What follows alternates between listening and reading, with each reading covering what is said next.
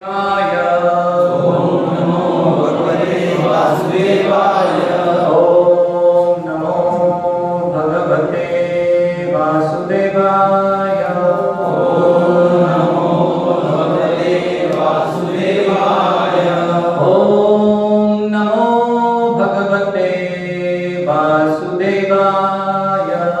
ओम नमो भगवते वासुदेवाय। श्रीमद् भगवद गीता यथारूप अध्याय 7 श्लोक संख्या 17। आवाज थोड़ी कम कर दीजिए। हरे कृष्ण कृष्ण कृष्ण हरे हरे, हरे राम राम राम हरे हरे। तेषां ज्ञानी नित्ययुक्त एक भक्तिर्विशिष्यते। प्रियो हि ज्ञानिनोत्यर्थमः।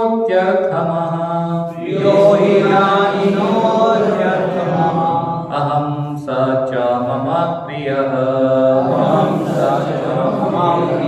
तेषां ज्ञानी नित्ययुक्त एक भक्तिर्विशिष्यते। प्रियो हि ज्ञानिनोत्यर्थम्। अहं स च मम प्रियः। तेषां ज्ञानी नित्ययुक्त एक भक्तिर्विशिष्यते। प्रियो हि ज्ञानिनोत्यर्थम्।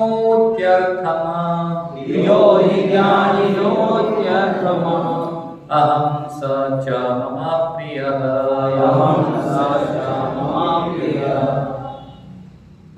तेषां ज्ञानी नित्ययुक्त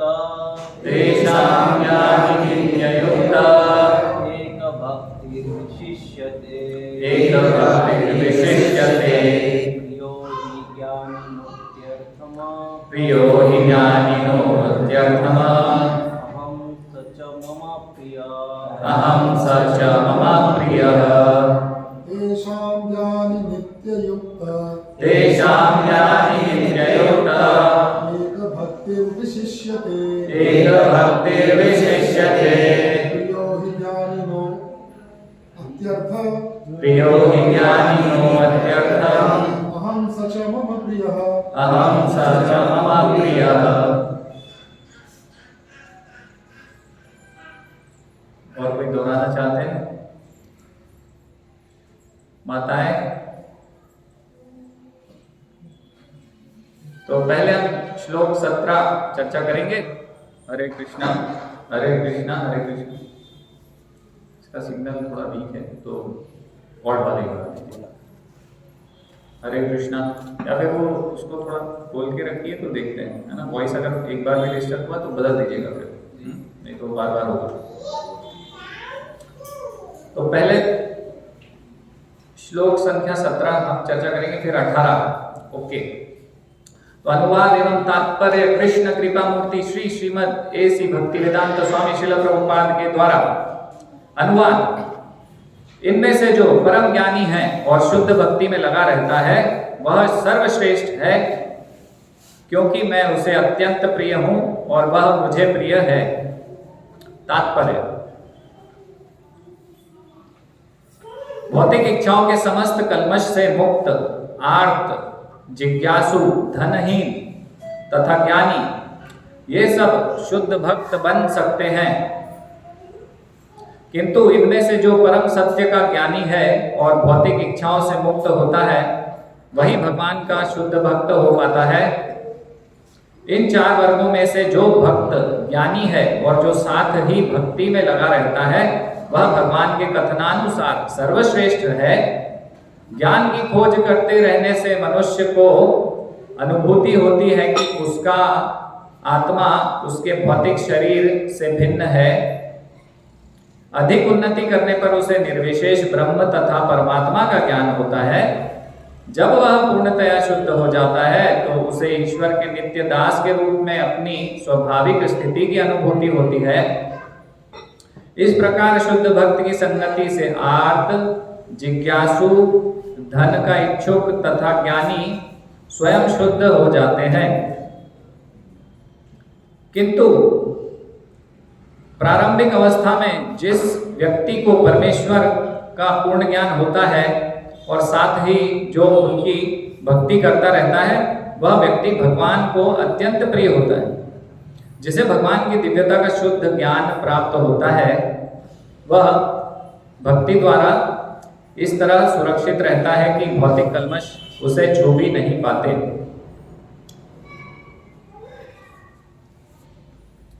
माइक चेंज कर दीजिए। ओम अज्ञानतिमिरान्धस्य ज्ञानाञ्जनशलाकया चक्षुरुन्मीलितं येन तस्मै श्री गुरुवे नमः। श्री चैतन्य मनोभीष्टं स्थापितं येन भूतले स्वयं रूपः तदा मह्यं ददाति स्वपदान्तिकम्। वन्देऽहं श्रीगुरो श्रीयुतः पदकमलं श्रीगुरून् वैष्णवांश्च श्रीरूपं साग्रजातं सहगण रघुनाथान्वितं तं सजीवं साद्वैतं सावधूतं परिजनसहितं कृष्णचैतन्यदेवं श्रीराधाकृष्णपादान् सहगण ललिता श्रीविशाखान्वितांश्च वन्देऽहं श्रीगुरो श्रीयुतः पदकमलं श्रीगुरून् वैष्णवांश्च।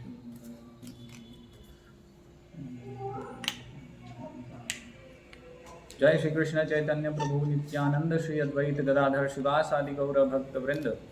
हरे कृष्णा कृष्णा कृष्णा हरे हरे, हरे राम राम राम हरे हरे। फिर से बोलेंगे, हरे कृष्णा कृष्णा कृष्णा हरे हरे, हरे राम राम हरे हरे। हरे कृष्णा कृष्णा कृष्णा हरे हरे, हरे राम राम हरे हरे। आवाज कम है, वॉल्यूम थोड़ा बढ़ाइए। हरे कृष्णा कृष्णा कृष्णा हरे हरे, हरे राम हरे हरे। ये जो पीछे मीनाक्षी टॉकीज है ना, तो इसका हल्ला, आजकल का जो म्यूजिक सिस्टम इतना एडवांस हो गया है, ये जो भौतिक जगत है ना, दिन ब दिन प्रगति कर रहा है।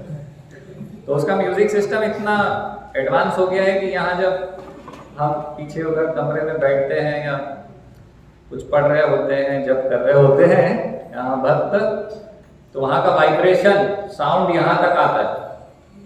तो भौतिक जगत के लोग हमें जबरदस्ती ये, जैसे भक्तों को तो रुचि नहीं है कि ये सब बॉलीवुड म्यूजिक और ये सब हमारे कान में आए कैसे भी, है ना। तो जैसे कोई भक्त किसी को फोन लगाता है, उधर से गाना चालू हो गया रिंगटोन में, मतलब वो क्या रिंगटोन नहीं बोलते उसको, कुछ और बोलते हैं, क्या बोलते हैं तो वो हमारा, मतलब कोई फोन लगाएगा तो हमने गाना सेट किया होता है। हाँ, तो कई बार भक्त कुछ लोगों को ऐसे फोन नहीं लगाते कि वो गाना मुझे मेरे कान में पड़ जाएगा तो मैं अशुद्ध हो जाऊंगा तो हम नहीं चाहते इस प्रकार से। भक्त की इच्छा नहीं है कि बॉलीवुड सॉन्ग सुने और ये जो स्त्रियों के फोटो लगे रहते हैं वो सब देखें, लेकिन जबरदस्ती ये सब हमें परोसा जा रहा है ना, सुनाया जा रहा है, दिखाया जा रहा है। तो क्यों ना हम इन लोगों को हिला दें हरे कृष्ण महामंत्र से। नहीं, जहां जाए वहां इतनी जोर से हरे कृष्णा बोलो, यहाँ मंदिर में ऐसा हरे कृष्णा बोलो कि वो टॉकीज में बैठ के म्यूजिक जो सुन रहे हैं उनको भी आवाज जाए, अरे यार हरे कृष्णा का वाइब्रेशन आ रहा है, इसको मंदिर है, नहीं भगवान के भक्त बैठे हैं। तो कुछ उन लोगों की शुद्धिकरण होगा ना, जो पाप में कार्य कर रहे हैं उससे वो शुद्ध हो पाएंगे कैसे ना कैसे। तो ये प्रयास करना चाहिए। इसलिए कभी भी हरे कृष्णा धीरे नहीं बोलना, तो बाकी सब चीजें धीरे बोलने लायक हैं इस जगत में, सांसारिक चीजें। हरे कृष्णा महामंत्र कैसे बोलना चाहिए? हरे कृष्णा कृष्णा कृष्णा हरे हरे, हरे राम राम हरे हरे। तो कहीं ना कहीं भगवान को भी आवाज पहुंचेगी, अरे ये क्या हो रहा है, यहाँ तो मेरे भक्त लगे हुए मेरे पीछे पड़े हुए हैं, छोड़ेंगे नहीं मुझे, प्राप्त करके ही मानेंगे। नहीं, तो भगवान को भी हम ऐसे आकर्षित कर सकते हैं। ओके, तो आज का जो श्लोक है, इनमें से जो परम ज्ञानी है और जो शुद्ध भक्ति में लगा रहता है वह सर्वश्रेष्ठ है, क्योंकि मैं उसे अत्यंत प्रिय हूं और वह मुझे प्रिय है। भगवान अपनी चॉइस बता रहे हैं कि मुझे कौन प्रिय है। तो भगवान बता रहे हैं, इनमें से जो परम ज्ञानी है और शुद्ध भक्ति में लगा रहता है। किस प्रकार का परम ज्ञानी? साधारण परम ज्ञानी नहीं बताया भगवान ने, केवल जिसको ज्ञान है, क्या बता रहे हैं? जो शुद्ध भक्ति में लगा हुआ है, तत्पर है, ऐसा ज्ञानी मुझे प्रिय है। तो भक्तों की स्थिति यहाँ पता चल रही है कि भक्त भगवान के प्रिय हैं, अत्यंत प्रिय हूं मैं उन्हें। भक्तों को भगवान प्रिय है और भगवान को भक्त प्रिय है, यहाँ पर भगवान बता रहे हैं।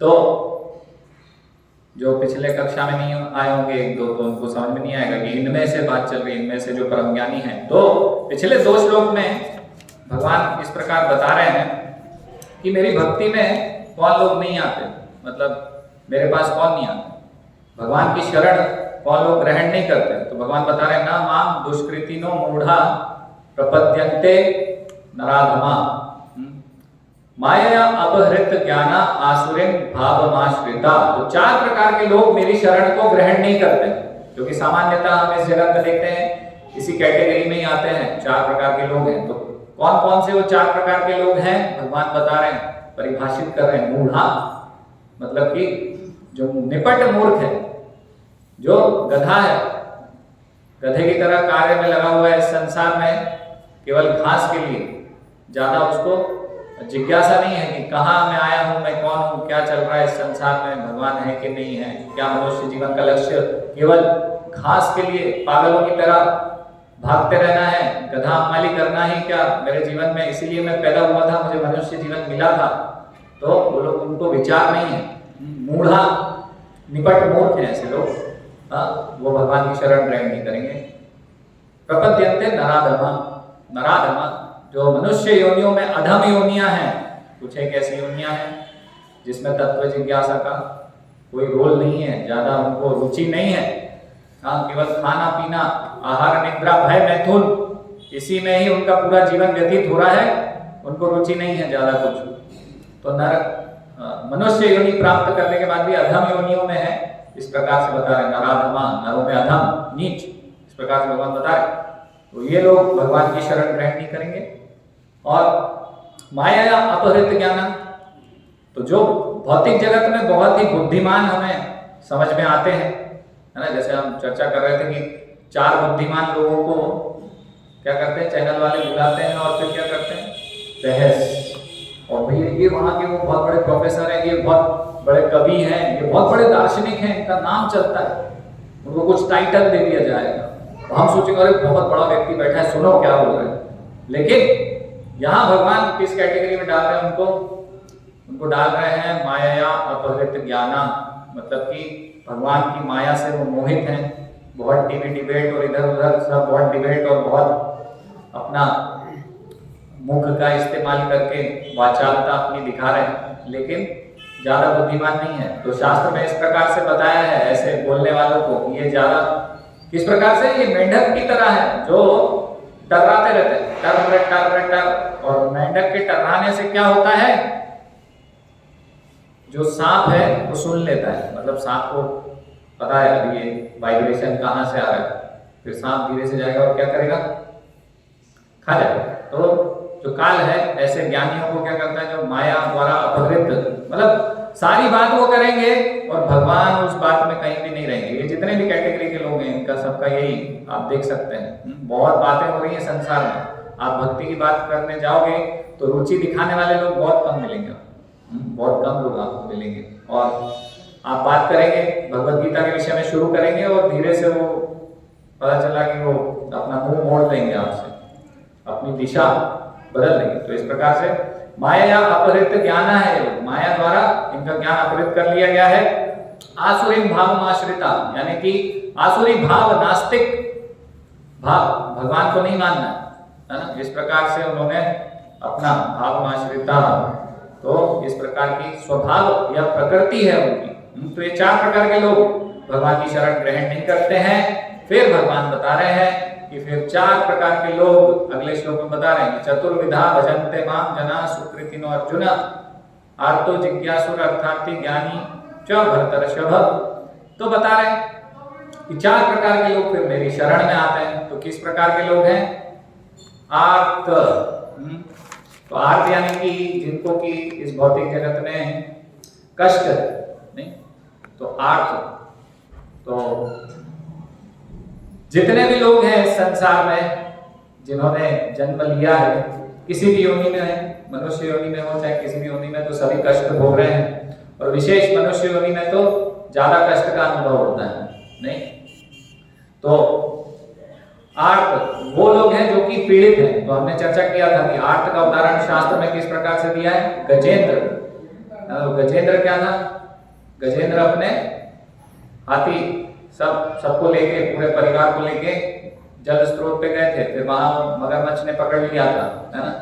मगरमच्छ ने पकड़ लिया था पैर। फिर क्या हुआ, उन्होंने भगवान की स्तुति करी, भगवान आए, फिर भगवान को उन्होंने एक पुष्प अर्पित किया। फिर भगवान प्रसन्न हुए और भगवान ने उन्हें बचा लिया, गजेंद्र जो हाथी हैं उनको। फिर बाद में वो शुद्ध भक्ति को प्राप्त हुए। तो इस प्रकार से आर्त हम देखते हैं संसार में सभी लोग पीड़ित हैं, नहीं? ऐसा कोई है जो बोले कि मुझे तो कोई पीड़ा नहीं है, मैं तो खुश हूँ, है ना? बहुत सारे ऐसे लोग भी मिलते हैं, हम प्रचार करने जाते तो बोलते हैं कि हम तो सेटिस्फाइड हैं हमारी लाइफ से, हमें कोई प्रॉब्लम नहीं है। हाँ, आप बोल रहे हैं कि हमसे आप दुखी हो, आप हमें बोल रहे हो कि आप दुखी हो, लेकिन हम तो दुखी नहीं है, हम तो सुखी हैं। वी आर सेटिस्फाइड, ऐसा बोलते हैं ना, सेटिस्फाइड। तो श्रील प्रभुपाद क्या बोलते थे ऐसे लोगों को, है ना? एक पत्रकार ने श्रील प्रभुपाद से ऐसे बोला कि आई एम सेटिस्फाइड, भाई मैं अपने जीवन से सेटिस्फाइड हूँ। आप बोल रहे हैं इस प्रकार से, आपका होगा भाई ये मत। श्रील प्रभुपाद बोले कि गधा भी तो सेटिस्फाइड रहता है, सुअर नाली में रह के सेटिस्फाइड रहता है, मल खा के सेटिस्फाइड रहता है। आप उसको हलवा दोगे तो वो नहीं खाएगा, उसको पसंद नहीं आएगा, उसका टेस्ट उसमें डेवलप नहीं है ना? उसको अच्छी गुलाब जामुन दो तो वो नहीं खाएगा। तो क्या वो अच्छा जीवन जी रहा है बिकॉज ही इज सेटिस्फाइड? क्योंकि वो सेटिस्फाइड है तो इसका मतलब ये है कि वो बहुत अच्छा जीवन है, उच्च कोटि का जीवन नहीं, है ना? तो सेटिस्फैक्शन से हमारे मतलब नहीं है। और वैसे भी वो हमारा भ्रम है इस संसार में, जो हम सोच रहे हैं कि अभी मेरे जीवन में कोई दुख नहीं, लेकिन इसकी गारंटी बिल्कुल नहीं है कि अगले ही क्षण आप दुखी नहीं होगे। किसी भी क्षण कोई भीषण आपके साथ घटना हो सकती है जिससे आपका जो टेम्परेरी सुख है, क्षणिक सुख है संसार का, जो भौतिक सुख है, वो कैसे होगा? जैसे पानी को सूर्य की किरणें उड़ा देती है ना, वो दिखता है पानी, हाँ भाई पानी पड़ा है, लेकिन 15-20 मिनट बाद आप आओगे और देखोगे तो वहां गायब, नहीं है, एब्सेंट। इसी प्रकार से ये जो क्षणिक सुख है आपके जीवन का, ये तुरंत जाने वाला है और दुख आने वाला है। हाँ, तो इस प्रकार से जैसे कि समुद्र में किसी ने हमें भवसागर में डाल दिया हो, है ना, और हम भवसागर को तैर के पार कर रहे हैं तो थक जाएंगे। सागर को तैर के पार किया जा सकता है? कोई स्विमिंग पूल तो नहीं है वो तो स्विमिंग पूल को पार किया जा सकता है, लेकिन सागर को तैर के पार करना बहुत मुश्किल है, महासागर को। तो इसी प्रकार से भवबंधन की स्थिति ऐसी है कि जब हमारा जीवन में दुख नहीं रहता तो हम लगता है अरे भाई बहुत सुखी है, कोई दिक्कत नहीं है। तो भवसागर में जैसे अभी हम तैर रहे हैं और शक्ति है और सामर्थ्य है तो लगेगा अरे तैर जाऊंगा, पार कर जाऊंगा, लेकिन कुछ समय बाद 1 घंटे 2 घंटे 3 घंटे बाद समझ में आने वाला है कि भाई इसको मैं पार नहीं कर पाऊंगा, बहुत कठिन परिस्थिति में हूँ। फिर क्या होगा? गोते खाने लग जाऊंगा अंदर, थकान के कारण, है ना। अंदर गए तो अंदर जाकर बाप रे पानी, हाँ मरने वाला हूँ अभी, अब क्या होगा? इस प्रकार से लगेगा अरे बाप रे। हाँ, फिर हाथ पैर मारेंगे बहुत जोर से, नहीं, बहुत प्रयास करते हैं ना लोग, इस प्रकार से फंसे रहते हैं ना संसार में, बहुत प्रयास करते हैं अपने कष्टों से मुक्त होने का। हाथ पैर मारेंगे फिर बाहर आएंगे, थोड़ी सी हवा मिल गई तो सोचेंगे चलो अभी तो दुख खत्म हो गए, लेकिन वापस अंदर गोता खाने वाले हैं हम, हाँ, और डूबने वाले हैं। इस प्रकार से संसार है, मृत्यु अवश्य भावी है, दुख अवश्य आएंगे और मृत्यु बहुत बड़ा दुख है, ये भगवान ने बताया भगवद गीता में। तो इस प्रकार से बहुत सारे दुख हैं, सभी पीड़ित हैं, है ना। तो अलग अलग क्लेश है जीवन में। कौन कौन से क्लेश होते हैं? आध्यात्मिक क्लेश, आध्यात्मिक क्लेश यानी कि जो हमारे शरीर से उत्पन्न क्लेश है। आध्यात्मिक क्लेश 3 प्रकार के क्लेश है उसमें। आध्यात्मिक क्लेश यानी हमारे शरीर से उत्पन्न क्लेश, कि भाई ज्यादा खा लिया तो अपच हो गया, उल्टी दस्त हो गए, हाँ, सिर दर्द हो रहा है, बीमारियां हो गई, कैंसर हो गया, अलग अलग प्रकार की बीमारी, स्किन प्रॉब्लम, आंखों की प्रॉब्लम, हाँ, किसी को सुनाई नहीं देता, मशीन लगाते हैं, हाँ, इस प्रकार से। अभी कोरोना हुआ था तो क्या हो गया था, स्मेल नहीं आ रही थी लोगों को, तो अलग अलग बीमारियां हैं, है ना। लीवर, किडनी किसी की खराब हो जाती है और फिर लोगों के घर बिक जाते हैं, है ना। बहुत सारी समस्या होती है। हम देखते हैं सब, लेकिन देख के भी नहीं देखते, वो अलग बात है। पश्यन्नपि न पश्यति, यही तो आश्चर्य है इस दुनिया का। जो युधिष्ठिर महाराज बोल रहे हैं ना, है ना, कि भाई हर क्षण हम लोग कहाँ जा रहे हैं, यमालय गच्छन्ति यमालयम, है ना। फिर भी क्या है, देख नहीं रहे। हर क्षण हम जैसे जैसे सूर्य आयुर्हति वै पुंसाम, इस प्रकार से बता रहे हैं शास्त्र में कि जैसे जैसे सूर्योदय प्रतिदिन हो रहा है, वैसे वैसे हम मृत्यु की तरफ जा रहे हैं, है ना। प्रतिदिन हमारा समय खत्म हो रहा है, एक्सपायरी डेट तक पहुंचते जा रहे हैं हम। लेकिन हम भूल गए हैं कि बहुत कष्ट में हैं हम, है ना। तो सभी इस प्रकार से क्लेश है। शरीर है तो शरीर का अंत होने वाला है, ये बहुत बड़ा क्लेश है, आध्यात्मिक क्लेश, है ना, आध्यात्मिक क्लेश। और फिर आदि दैविक क्लेश, जैसे अभी ठंड पड़ रही है, सब और पहन के आए ना अच्छे से, भाई ठंड लग रही है, ठंड है, बहुत ठंड है। तो क्लेश, ये कैसे देवी देवताओं का क्लेश इस प्रकार से, गर्मी सूर्य की वजह से, है ना। कहीं पे सुनामी आ गई, अर्थक्वेक, है ना। अर्थक्वेक क्या बोलते हैं हिंदी में, भूकंप आ गया। तो ये क्या, आदि दैविक क्लेश, दैवी परिस्थिति के अनुसार। सूर्य के भीषण ताप क्या है, सूर्य का भीषण ताप 50 डिग्री है कहीं पर, है ना। जैसे दुबई और कहीं कहीं ऐसे देश है ना, जो वहां पर 50 डिग्री होता है। तो ये सब क्या है, आदि दैविक क्लेश, आध्यात्मिक, आदि दैविक और आदि भौतिक क्लेश। इससे तो हम सभी पीड़ित हैं। नौकरी करते हैं तो बॉस पीड़ा देता है कि ये करो वो करो, ऐसा नहीं किया तुमने, तुम्हारी सैलरी कटवा दूंगा, तुम्हें छुट्टी नहीं दूंगा। बिजनेस में कस्टमर हमारे पीछे पड़ गया, एक सेटिस्फाई नहीं हुआ, कंप्लेंट कर दी, है ना। ऐसा होता है ना। बैंक में गए, किसी ने अच्छा व्यवहार नहीं किया तो पता चला बैंक के मैनेजर को कंप्लेंट कर दी, तो पता चला उसका जो कर्मचारी था बैंक का, तो उसको मैनेजर ने खूब डांट लगाई। इस प्रकार से सब क्लेश सहन कर रहे हैं ना, दूसरे जीवों के माध्यम से जो हमको क्लेश हो रहा है। इस प्रकार से कोई आया सड़क पे, हमें रॉन्ग साइड आया और ठोक दिया गाड़ी। अब भाई मैं सही चल रहा था, स्लो चल रहा था, आप ज्यादा स्पीड में आए, आपने ठोक दिया, और फिर पता चला कि 2 लपड़ भी लगा दिए और चला गया। किस प्रकार का आदमी है, मेरी तो गलती नहीं थी उसमें। तो ये क्या हुआ है आपके साथ, आदि भौतिक क्लेश। तो ये जो पूरा संसार है, ये क्लेश, है ना, क्लेशों से भरा हुआ है। और इस क्लेश को खत्म करने के लिए भक्ति की जाती है ना। तो ये अलग अलग प्रकार के क्लेश हैं। तो 3 प्रकार के क्लेश हैं। तो ये आर्त यानी कि जिनको कष्ट है ना। तो गजेंद्र का उदाहरण देखा, और हम सब भी आर्त के ही उदाहरण हैं कि कष्ट है सबको जीवन में, और भगवान के पास उस उद्देश्य से आते हैं कि नहीं, वो एक अलग बात है। लेकिन अगर जो कष्ट है जिसके जीवन में, और वो कष्ट को समाप्त करने के लिए अगर भगवान के पास जा रहा है, तो वो आर्त की कैटेगरी में आएगा, है ना, आर्त है। और फिर अर्थार्थी यानी जिसके जीवन में कुछ भौतिक अभिलाषाएं हैं कि मुझे पैसा चाहिए, है ना, इस प्रकार से नौकरी चाहिए, मुझे नौकरी मिलेगी तो पैसा मिल जाएगा। अर्थार्थी कुछ भौतिक लाभ के लिए भगवान के पास जा रहे हैं, है ना। मेरा केस चल रहा है मकान का, तो क्या है, भगवान के पास जाऊंगा, 2-4 नारियल फोड़ूंगा मंगलवार शनिवार को, तो क्या होगा, वो केस मेरे पक्ष में हो जाएगा। नहीं, इस प्रकार से अर्थार्थी, जिनको कुछ भौतिक भोग की सामग्री, भौतिक अभिलाषाएं हैं, है ना। तो ये भौतिक अभिलाषाओं की वजह से ही हमारा ये भौतिक अस्तित्व है। हम इस जगत में क्यों आए हैं, ये भौतिक अभिलाषाओं की वजह से ही। और अगर ये भौतिक अभिलाषाओं को लेकर अगर भगवान के पास जाते हैं, तो ज्यादा हम अपने साथ ज्यादा अच्छा न्याय नहीं कर रहे। क्यों, इच्छा द्वेष समुत्थेन बंध मोहेन भारत। तो भगवान बता रहे हैं कि ये इच्छा जो है, हमारी बहुत सारी अभिलाषाएं हैं, भगवान से विमुख बहुत सारी इस जगत में अभिलाषाएं हैं। भगवान को प्राप्त करने के अलावा भगवान से संबंध जिन इच्छाओं का नहीं है, ऐसी बहुत सारी हमारी इच्छाएं हैं इस संसार की, सांसारिक इच्छाएं।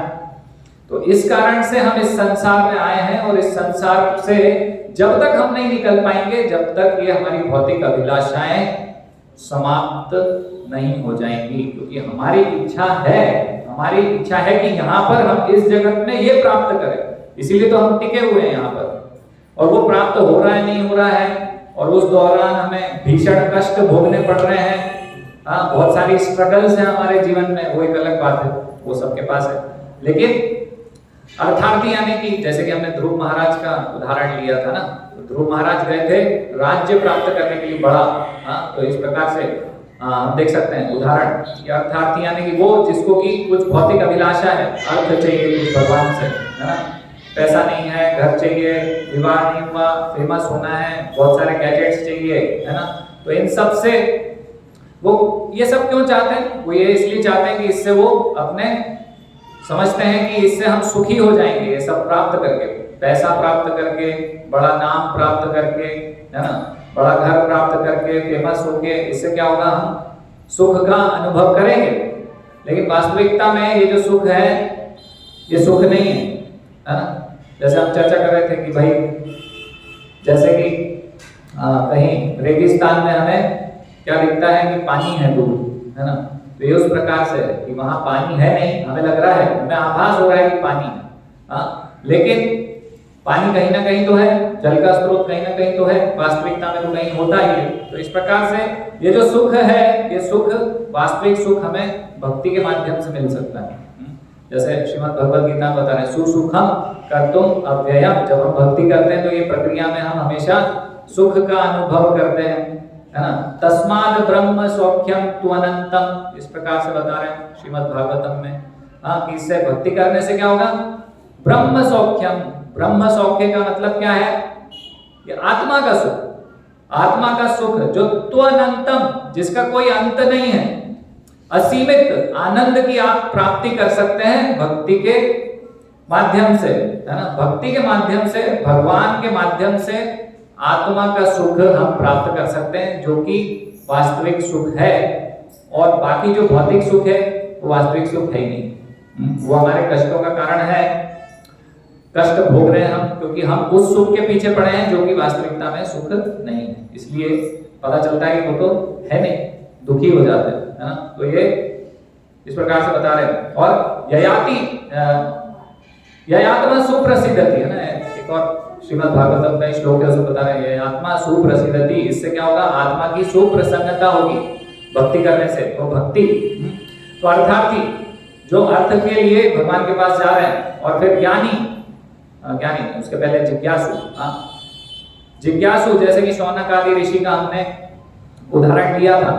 तो जिज्ञासा है जिनको, कि भाई क्या है जगत, क्या है, भगवान है क्या, इस जगत में कौन कौन से क्या क्या, जैसे शौनक आदि ऋषि जिज्ञासा कर रहे हैं कि कोई स्वर्गलोक है, कैसा है, क्या होता है, इस प्रकार से जिज्ञासा है जिनकी, है ना। तो जिज्ञासु लोग, तो इस जगत में बहुत सारी जिज्ञासाएं हम करते रहते हैं, कहां से पैसा मिलेगा, है ना। तो भौतिक लालसाएं हैं हमारी, उनको पूर्ण करने के लिए हम लगे रहते हैं और उनकी जिज्ञासा करते हैं, कहाँ मुझे कौन सा भौतिक लाभ मिलने वाला है, इस प्रकार से, है ना।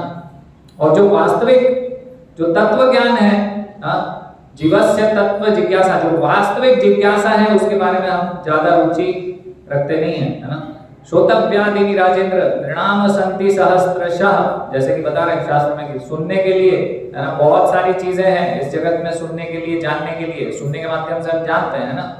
तो जिज्ञासा शांत होती है, तो सुनना है हमें, भाई वो वहां पर क्या है, वहां उधर क्या है, वहां क्या मिलता है, वो शॉप में क्या मिलता है, अच्छा मिलता है, नहीं मिलता है, कहाँ मिलता है, ये सब हम बहुत सारी चर्चाएं कर रहे हैं। तो श्रोतव्यादि राजेंद्र नृणाम संति सहस्त्रशः, तो हजारों हजारों चीजें हैं सुनने लायक। अपश्यताम आत्मतत्वम गृहेषु गृहमेदिना, लेकिन हम जो वास्तविक अपश्यताम आत्मतत्वम, जो आत्म तत्व है, जो वास्तविक जिज्ञासा है आत्म तत्व की, उसको छोड़ के बाकी सब जिज्ञासाएं इस संसार में कर रहे हैं। तो वास्तविक जिज्ञासा करनी चाहिए, जीवस्य तत्व जिज्ञासा अथातो ब्रह्म जिज्ञासा, ये हमारा प्रयास होना चाहिए कि मैं कौन हूं भाई, ब्रह्म वस्तु आत्मा, जैसे हम चर्चा करते हैं आत्मा, तो ये आत्मा का ज्ञान, परमात्मा का ज्ञान, आत्मा और परमात्मा के संबंध का ज्ञान, है ना। तो ये सब ज्ञान के लिए हमको जिज्ञासा करनी चाहिए, वास्तविक जिज्ञासा ये है। तो जो जिज्ञासा के लिए, है ना, अभी पूर्ण ज्ञान नहीं है हमको, लेकिन जिज्ञासा है और वो भगवान के पास जा रहे हैं, ये जगत क्या है, क्या चल रहा है इधर। हाँ, तो ये सब जिज्ञासाएं हैं उनको कि वास्तविकता क्या है इसकी और क्या करना चाहिए, क्या श्रेष्ठ है, ये सब जिज्ञासाएं हैं। तो इस प्रकार के लोग भगवान के पास जाते हैं। और फिर ज्ञानी है ना, तो ज्ञानी लोग जाते हैं भगवान के पास है ना। तो श्रीमद् भागवतम में बताया है कि 3 प्रकार के स्तर का ज्ञान होता है ना। एक तो ज्ञानी लोग, जैसे हमने माया अपहृत ज्ञान बात करी कि भाई जो माया से मोहित हो गए हैं इस जगत में और बहुत ज्ञान की बात कर रहे हैं, इस जगत के बहुत टेक्नोलॉजी में बहुत आगे हैं, जानते हैं बहुत सारी चीजें है ना। बहुत सारे ऐसे दार्शनिक हैं, कवि हैं, बहुत बड़े बड़े है ना, बहुत बड़े बड़े व्यक्ति हैं। तो इस प्रकार के हो गए जिनको कि तत्व जिज्ञासा के बारे में कोई ज्ञान नहीं है, ये एक स्तर का ज्ञान हो गया, माया अपहृत ज्ञान। फिर जो तत्व जिज्ञासा कर रहे हैं उनमें भी 3 स्तर का ज्ञान, 3 स्तर का ज्ञान श्रीमद् भागवत में बता रहे हैं। तो क्या बता रहे हैं? वदन्ति तत्तद्विदस् तत्त्वं यज्ञानम् अद्वयम् ब्रह्मेति परमात्मेति भगवानेति शब्दते। तो उनमें पहला स्तर ज्ञान का क्या है कि अहम ब्रह्मस्मि, मैं ब्रह्म वस्तु, और ब्रह्म ज्योति में लीन होने की उनकी इच्छा है। वो समझते हैं कि ब्रह्म ज्योति ही परम है ना। भगवान कौन है या परम सत्य क्या है? तो वो ब्रह्म ज्योति है, एक प्रकाश है, और हम भी उस प्रकाश का एक छोटा सा कण है, और ये प्रकाश का कण उस प्रकाश के कण में मिल जाएगा। इस प्रकार से उनका ज्ञान है, लेकिन ये पूर्ण ज्ञान नहीं है। और फिर हाँ, इसका उदाहरण श्रील प्रभुपाद इस प्रकार से देते हैं कि जैसे कि सूर्य है, तो सूर्य की रोशनी है, तो सूर्य की रोशनी को कुछ लोग समझ सकते हैं कि हाँ, अभी जैसे हम बोलेंगे कि भाई यहाँ सूर्य प्रकाश है, यानी कि सूर्य आ चुका है, सूर्य यहाँ है। लेकिन ये तो सत्य है कि सूर्य यहाँ है क्योंकि उसका प्रकाश है, सूर्य उसकी शक्ति है। लेकिन क्या वास्तविकता में सूर्य यहाँ उपस्थित है? नहीं है। तो जो ज्यादा बुद्धिमान लोग हैं वो जानते हैं कि सूर्य प्रकाश भी सूर्य है, लेकिन सूर्य ग्रह है। ये एक दूसरे स्तर का ज्ञान हो गया। फिर सूर्य ग्रह का एक अधिष्ठाता देव सूर्य देव है, तो एक तीसरे स्तर का ज्ञान हो गया। इसी प्रकार से ब्रह्म ज्योति का जो ज्ञान है ये प्रथम स्तर का ज्ञान है, जैसे सूर्य के प्रकाश का ज्ञान है, ये पूर्ण ज्ञान नहीं। तो ब्रह्मेति परमात्मेति, फिर दूसरे स्तर का ज्ञान जो है वो है परमात्मा, कि भगवान परमात्मा है ना, और परमात्मा रूप में सबके हृदय में है। तो योगी जन क्या करते हैं कि परमात्मा रूप में भगवान के ऊपर ध्यान लगाते हैं, है ना। ध्यानावस्थित तद्गतेन मनसा पश्यन्ति यम योगिना, है ना। तो इस प्रकार से तो योगी लोग इस प्रकार से भगवान को जानते हैं कि परमात्मा है भगवान। लेकिन ये भी पूर्ण ज्ञान नहीं है। परमात्मा रूप में सबके हृदय में भगवान है। भगवान श्री कृष्ण तो बता ही रहे हैं भगवद गीता में कि मैं सबके हृदय में वास करता हूँ। तो परमात्मा रूप में है भगवान, लेकिन पूर्ण ज्ञान तीसरे स्तर का ज्ञान है कि भगवान इति शब्दते। तो भगवान कौन है? भगवान एक पुरुष है, परम पुरुष है। ये पूर्ण ज्ञान है भगवान के विषय में। तो जैसे श्रील प्रभुपाद एक और उदाहरण देते थे, दूर से हम देखेंगे, जैसे कि बुद्धनी का जो पहाड़ है, तो दूर से देखेंगे तो काला काला दिखेगा, हाँ काला काला दिखेगा। थोड़ा और गाड़ी आगे बढ़ाई, थोड़ा और पास में गए तो फिर दिखेगा अच्छा अच्छा, हाँ यहाँ तो हरे हरे पेड़ हैं। हाँ, काला काला नहीं था, वो तो बादल बादल थे जो काला काला दिख रहा था मुझे पहाड़ दूर से। पेड़ वेड़ दिखने लग गए। फिर और गाड़ी अंदर ले गए तो पता चला अच्छा पक्षी भी हैं यहाँ, तो पशु भी हैं, और भी बहुत सारी चीज है। तो दूर से देखने में ये दूर का ज्ञान है, ये सब ब्रह्मेति परमात्मेति। लेकिन जो पास का ज्ञान है, जो ज्यादा उच्च कोटि का ज्ञान है, वो क्या है कि भगवान इति शब्द दे, कि भगवान एक पुरुष है। हाँ, तो ये जो ब्रह्म ज्योति का ज्ञान है उसके विषय में भगवान बताते हैं, भगवद गीता में बता रहे हैं, ब्रह्मणो ही प्रतिष्ठा अहम। ये जो ब्रह्म ज्योति है उसका कारण कौन है? मैं हूं, है ना। और ब्रह्मा जी बता रहे हैं ब्रह्म संहिता में कि यस्य प्रभा प्रभवतो जगदंड कोटि कोटिश्वशेष वसुधादि विभूति भिन्न। इस प्रकार से तो ये जो ब्रह्म ज्योति है उसके बारे में बता रहे हैं कि ये जो ब्रह्म ज्योति है, ब्रह्मा जी बता रहे हैं कि ये भगवान श्री कृष्ण की अंग कांति है। तो भगवान के जो शरीर से अंग कांति, और जैसे भगवान बता रहे हैं भगवद गीता में, तो भगवान अपने धाम के विषय में बता रहे हैं, और बता रहे हैं ना तद्भास्यते सूर्यो ना शशांको ना पावकः यत् गत्वा ना निवर्तन्ते तद् धाम परमम् मम। तो भगवान अपने धाम के विषय में बता रहे हैं, तो बता रहे हैं कि वहां शशि और सूर्य की आवश्यकता नहीं है, ऐसा धाम है मेरा। क्यों नहीं है? क्योंकि भगवान की अंग कांति से वो हमेशा वहां पर लाइटिंग की व्यवस्था रहती है। हाँ, अलग से सूर्य को उगने और डूबने की आवश्यकता नहीं है। वहां पर भगवान की अंग कांति से हमेशा प्रकाशित रहता है आध्यात्मिक जगत। तो ये पता चल रहा है। हाँ, और जैसे कि ईशोपनिषद का 15वां श्लोक है, उसमें बता रहे हैं, उसमें बता रहे हैं, क्या बता रहे हैं? हिरण्यमयेन पात्रेण सत्यस्तापिहितं मुखम। तो इस प्रकार से बता रहे हैं कि भगवान, आप अपने, प्रार्थना है कि आप अपने शरीर की जो अंग कांति है उसको हटाइए ताकि आपका दर्शन कर पाए। तो ये जो ब्रह्म ज्योति है, ये कहाँ से आ रही है? ये भगवान के शरीर की अंग कांति है। थोड़ा सा और आगे का ज्ञान अगर हम लेंगे तो पता चलेगा कि उसके पीछे कौन है? श्री कृष्ण है। तो ये वास्तविक ज्ञान है ना? तो वास्तविक ज्ञान ये है कि भगवान एक पुरुष है, जैसा कि अर्जुन बता रहे हैं, है ना? परम धाम, क्या बोल रहे हैं? परम ब्रह्म परम धाम पवित्रम परमम भवान, है ना? तो ये वास्तविक ज्ञान है। और वास्तविक ज्ञान क्या है? जैसे कि ये सब भगवान के पास, ये जो एक स्तर के सुकृतिवान लोग हैं, पुण्यवान लोग हैं, जैसे भगवान बता रहे हैं इस श्लोक में कि चतुर्विधा भजन्ते माम। तो ये 4 प्रकार के सुकृतिवान लोग भगवान के पास जा रहे हैं, है ना? कौन? आर्त, जो पीड़ित हैं, अर्थार्थी, जिनको की कुछ चाहिए भौतिक लाभ, जिज्ञासु, जिनको की जिज्ञासा है, और ज्ञानी, जो ज्ञानी है ना? तो ये सब भगवान के पास कुछ लाभ के लिए जा रहे हैं, है ना? लेकिन वास्तविक ज्ञान ये नहीं है कि मैं किसी लाभ के लिए, किसी कारणवश भगवान के पास जा रहा हूं, है ना? तो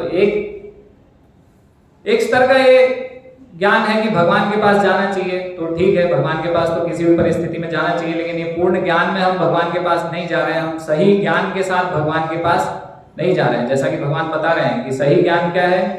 परम ज्ञानी वो कौन प्रिय है भगवान को? जो शुद्ध भक्ति में लगा रहता है ना? तो शुद्ध भक्ति जो कर रहा है वो वास्तविक ज्ञान में है। तो शुद्ध भक्ति के पीछे का कारण क्या है? शुद्ध भक्ति के पीछे का कारण ये है, और वास्तविक ज्ञान ये है कि मैं शरीर नहीं हूं, मैं क्या हूं? आत्मा हूं। आत्मा क्या है? भगवान का अंश है, और भगवान का अंश होने के कारण मैं तो भगवान का नित्य सेवक ही हूं, और भगवान की सेवा करना ही मेरे जीवन का लक्ष्य है। इसीलिए ही भगवान ने मुझे बनाया है। मैं भोक्ता नहीं हूं, मैं भगवान की भोग्य वस्तु हूं, और भगवान की सेवा में मुझे अपने आप को पूर्ण रूप से संलग्न करना चाहिए। ये वास्तविक ज्ञान है, ये जीवन का चरम लक्ष्य है। जो इसको जानता है वो वास्तविक ज्ञानी है ना? उस ज्ञानी की भगवान यहाँ पर बात कर रहे हैं, है ना?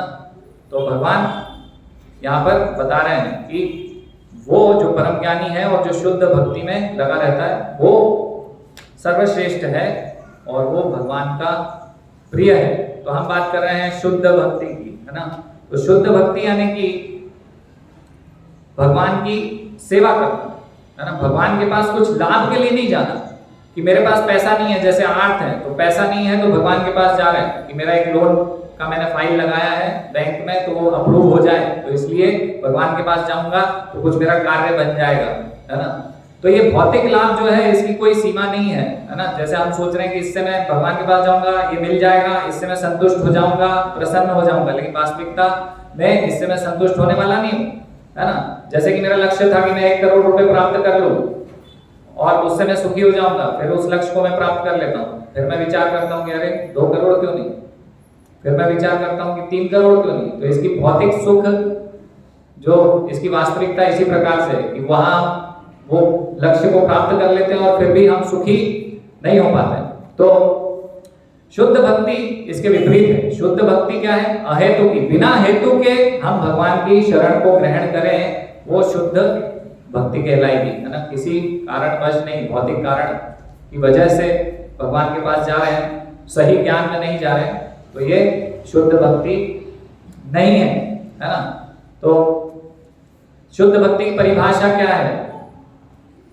हाँ, हम बहुत बार चर्चा करते हैं शुद्ध भक्ति की परिभाषा, कौन बताएंगे?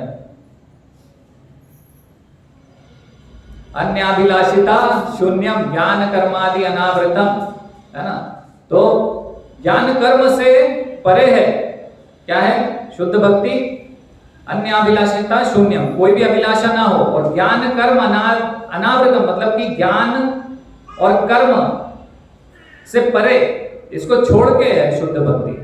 समझ रहे हैं? और यहां भगवान बोल रहे हैं कि जो परम ज्ञानी है, भगवान तो बोल रहे हैं यहाँ पर इस श्लोक में कि ज्ञानी होना चाहिए व्यक्ति को, है ना, वह ज्ञानी जो शुद्ध भक्ति कर रहा है। तो यहाँ तो भगवान ज्ञान की बात कर रहे हैं कि ज्ञानी होना चाहिए। फिर शुद्ध भक्त की परिभाषा है कि ज्ञान कर्म अनावृतम, तो ज्ञान के परे, ज्ञानी ज्ञान नहीं चाहिए उसमें ना, इस प्रकार से बता रहे हैं। तो ये तो विरोधाभास हो गया कि ऐसे कैसे हो सकता है, नहीं। तो अगर हम समझे कर्म, है ना, तो ज्ञान कर्म अनावृतम इस प्रकार से बता रहे हैं। तो कर्म, तो ये कौन से कर्म? अभी हम शुद्ध भक्ति में तो कर्म करते हैं, यहाँ तो सब भक्त 24 घंटे कर्म ही कर रहे हैं ना शुद्ध भक्ति में। तो लेकिन शुद्ध भक्ति की परिभाषा में बता रहे हैं कि कर्म, ज्ञान और कर्म से अलग, इस विधि से अलग है शुद्ध भक्ति, इस कर्म से और ज्ञान से कोई लेना देना नहीं। तो लेकिन हम देख रहे हैं कि सारे भक्त, अभी सभी भक्त यहाँ पर सुबह से पुस्तक वितरण करने गए थे, मंगल आरती में आए, यहाँ झाड़ू पोछा किया, भगवान का विग्रह, मतलब ये जो भगवान की जो चित्र है उनके लिए माला बनाई, माला लगाई, यहाँ पर आरती पूजा करी, किसी ने करताल बजाया, किसी ने मृदंग बजाया, किसी ने प्रचार किया, कोई यहाँ पर प्रसाद के लिए सब्जी कटिंग कर रहे थे, कोई उसको बना रहे थे, सब, है ना, इस प्रकार से सब कर्म कर रहे हैं ना। तो कर्म है भक्ति, यानी कि जैसे कि प्रभुपाद बता रहे हैं भक्तिमय सेवा, तो सेवा यानी सेवा कैसे होगी? कर्म के माध्यम से तो होगी। हाँ, लेकिन ये जो कर्म बताया है कि कर्म नहीं है भक्ति, वो उस कैटेगरी के कर्म है जैसे कि कर्म कांड, कि ये इस प्रकार का विधि विधान करो और फिर ये प्राप्त कर लो, स्वर्ग लोक की प्राप्ति करोगे अगर ऐसा कार्य करोगे तो। यानी कि कहीं ना कहीं वो कर्म करके फल की इच्छा है हृदय में, और वो फल प्राप्त करने के लिए आप भगवान के पास जा रहे हो, ऐसे कर्म को मना किया गया है, शुद्ध भक्ति नहीं है। कर्म तो करने ही है ना। कैसे कर्म करने हैं? आप कर्म करने हैं, है ना। 3 प्रकार के कर्म होते हैं ना, एक होता है कर्मकांड, एक होता है कर्म विकर्म, है ना, जो शास्त्रीय विधि विधान है वो कर्मकांड, है ना। फिर जो शास्त्रीय विधि विधान के प्रतिकूल कार्य है, जो उसके उल्टे कार्य हैं, वो क्या है? विकर्म, उससे पाप लगेंगे, है ना। और कर्मकांड क्या विधि है? जिससे कि कुछ हमें भगवान देंगे, हम ये करेंगे तो भगवान ये देंगे, है ना। और दूसरा, अगर हम भौतिक जगत की बात करें तो कर्म किस प्रकार से होते हैं? अहंकार विमूढ़ात्मा कर्ता अहम इति मन्यते, इस भाव से कर्म हो रहे हैं कि मैं कर्म करूंगा और मुझे फल मिलेगा, और मैंने कर्म किया इसलिए तो मुझे मिला है, मेरी प्रॉपर्टी है, मैं इसका भोगी हूं, मैं भोग करूंगा। जबकि भगवान बोल रहे हैं कि मैं भोगता हूं, भोक्तारम यज्ञ तपसाम सर्वलोक महेश्वर। तो भगवान ही सब कुछ आपको दे रहे हैं, आप अपना कर्म कर रहे हैं, लेकिन फल देने वाले कौन है? भगवान श्री कृष्ण है। तो इस प्रकार का जो कर्म है जिसमें कि अहंकार विमूढ़ात्मा, जो हम सोच रहे हैं कि मैं करता हूं, मैंने किया है, मैंने प्राप्त किया है, ये पोजीशन, पैसा मेरे कर्मों के माध्यम से मैंने प्राप्त कर लिया है, ये भक्ति नहीं, यह अहंकार भक्ति नहीं। हाँ, ये कर्म छोड़ के जो हम भगवान की सेवा में, भगवान को शरणागत होके जो कर्म करते हैं, भगवान की प्रसन्नता के लिए, भगवान से जो प्रेम के कारण अगर हम भगवान से जो आदान प्रदान करते हैं, वो भक्ति है ना, ये भक्ति नहीं है। तो ये कर्म भक्ति में ये नहीं चलेगा, ये भक्ति नहीं है, ये शुद्ध भक्ति के विपरीत है। ये ऐसे ज्ञान कर्म अनावृतम, ऐसे कर्म को छोड़ना होगा, ऐसे कर्म को, इस प्रकार का ये जो हमारा मोड, क्या बोलते हैं पुलिस में, मोडस ऑपरेंडाई, कार्य पद्धति, ये कार्य पद्धति को छोड़ना है, इस प्रकार के कर्म को छोड़ना है कि मैं करता हूं और मैं करके ये मैंने अर्जित किया, अभी मेरा अधिकार है और मैं इसका भोग करूंगा। इस प्रकार के कर्म को बोला है कि इसको छोड़ना है, ये भक्ति नहीं है, ये शुद्ध भक्ति नहीं है। और ज्ञान, अगर हम ज्ञान की बात करते हैं तो ज्ञान, जैसे हम अलग अलग स्तर पे ज्ञान है लोगों को, तो जैसे अभी हमने बात किया कि ब्रह्म ज्योति है ना, तो ब्रह्म ज्योति में लीन हो जाना, है ना। और फिर जैसे बोलते हैं कि ज्ञान हो गया हमें, तो भाई ज्यादा ज्ञान हो गया तो बोल रहे हैं यतो मत ततो पथ, कोई भी रास्ता अपना लो और भगवान को प्राप्त कर लोगे, है ना। तो वास्तविकता में ये ज्ञान नहीं है, ये तो उल्टा अज्ञान है, क्योंकि ये जो ज्ञान भगवान ने दिया उसके विपरीत है। भगवान बोल रहे हैं कि यम यम वापि स्मरण भावम, जैसा जैसा तुम्हारा विचार है उस भाव को तुम प्राप्त करोगे। तो मेरा विचार मैं कुछ भी रख लूं या तो मत, कोई भी विचार रखूंगा तत्वपत वही गंतव्य, वहीं पहुंचूंगा। तो ये तो गलत हो गया। भौतिक दृष्टिकोण से भी अगर इटारसी का रास्ता पकड़ो तो भोपाल नहीं पहुंच सकता, और आध्यात्मिक दृष्टिकोण से जैसा भगवान ने बताया तो उसके अनुसार भी मैं गलत हूं। हाँ, तो भगवान बता रहे हैं उससे भी गलत हूं, भौतिक रूप से भी गलत हूं मैं। तो ये तो मत तत्वपत, ये सही ज्ञान नहीं है, ये वास्तविकता में अज्ञान है। हाँ, आपको और आपका बेड़ा गर्क करने के लिए ये अज्ञान है वास्तविकता में, तो ये ज्ञान नहीं है। हाँ, तो इस प्रकार से ज्ञान जो चला आ रहा है, भाई बहुत सारे लोग बोल रहे हैं कि आप भी भगवान है, मैं भी भगवान हूं, आप भी भगवान बन सकते हो, मैं भी भगवान बन सकता हूं। अभी कुछ टेम्परेरी प्रॉब्लम चल रही है हमारे साथ, तो हम भूल गए कि हम भगवान हैं, लेकिन शरीर छोड़ेंगे तो भगवान बन जाएंगे। ऐसे ज्ञान को छोड़ने की बात कर रहे हैं। अन्याभिलाषिता शून्यम ज्ञान कर्मादि अनावृतम। ऐसे ये जो भ्रष्ट ज्ञान है, हमारा अज्ञान है वास्तविकता में, इसको छोड़ेंगे नहीं जब तक शुद्ध भक्ति नहीं हो रही हमारी। तो ये सब अज्ञान को छोड़ना है हमको, इसको छोड़ना होगा कि हम भी भगवान बन जाएंगे, तुम भी भगवान हो। नमो नारायण दंड ग्रहण मात्रेण नर नारायण भवे। संन्यास ले लो, भगवान बन गए, है ना। वो सोच रहे हैं स्वयं से कि मैं भगवान बन गया हूं। हाँ, ये कौन सा ज्ञान है, ये तो अज्ञान है ना। तो हम कई बार उदाहरण भी देते हैं कि भैया आप भगवान हो, तो जैसे श्री कृष्ण ने गोवर्धन उठाया वैसे ही आप भी उठा के थोड़ा 7 दिन खड़े हो जाओ। ईंट पत्थर लेके खड़े हो जाओ, ज्यादा नहीं तो हो पाओगे क्या? नहीं हो पाओगे। तो बीच में लघु शंका आ जाएगी, वहां जाना पड़ेगा तुम्हें, है ना। तुम्हारा शरीर तुम्हारे कंट्रोल में नहीं है, तुम खुद ही तुम्हारे कंट्रोल में नहीं हो, तुम कहां से भगवान हो? भगवान का मतलब होता है परम नियंता, जिसके नियंत्रण में सब कुछ है, वो भगवान। कृष्ण ने दिखाया कि मैं परम नियंता हूं। आप दिखा सकते हो क्या? आप कैसे भगवान हो गए? आप तो बूढ़े जर्जर, आपकी हड्डियों के बजने की आवाज आने लगती है, ऐसे आप मरते हो, आप कैसे भगवान हो गए? तो ऐसे भगवान बन के बैठे हुए लोग, यह ज्ञान है। तो वास्तविक ज्ञान मतलब जो भक्तिमय ज्ञान है वो हमारे पास होना चाहिए कि मैं भगवान का अंश होने के कारण भगवान का सेवक हूं, भगवान की सेवा करूंगा, भगवान की सेवा प्राप्त करना, भगवान का प्रेम प्राप्त करना, हाँ, यही मेरे जीवन का लक्ष्य है। ये वास्तविक ज्ञान है ना। तो ये ज्ञान है, बाकी सब अज्ञान है कि मैं भगवान बन जाऊंगा, ब्रह्म ज्योति में लीन हो जाएंगे हम, है ना। और इस प्रकार से इस जगत में मैं सुखी हो सकता हूं, ये बहुत बड़ा अज्ञान है। इस जगत को भगवान ने बोला दुखालय है, तो ये बहुत बड़ा अज्ञान है। मैं प्रयास कर रहा हूं और सभी प्रयास करते हैं इस जगत में, लेकिन कोई भी पूर्ण रूप से सुखी नहीं है, बल्कि सुखी है ही नहीं, दुखी ही है सब लोग इस जगत में। तो ये बहुत बड़ा अज्ञान है। तो ये ज्ञान को, इसको छोड़ना होगा।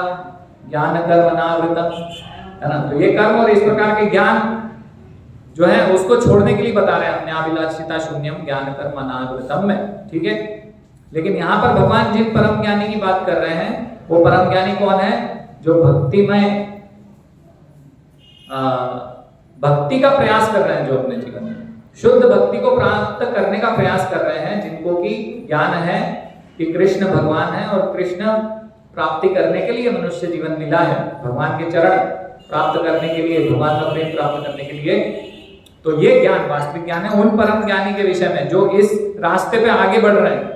जरूरी नहीं है कि अभी उस स्तर पे पूरे शुद्ध हो गए, लेकिन जो इस रास्ते पे आगे बढ़ने का प्रयास कर रहे हैं, ये उन परम ज्ञानी की बात कर रहे हैं। जैसे तात्पर्य में भी बताया है, तो तात्पर्य में भी बोला कि मतलब ऐसे भगवान को ये अभी कनिष्ठ स्तर पे हो सकते हैं, लेकिन वो भगवान को अत्यंत प्रिय होते हैं।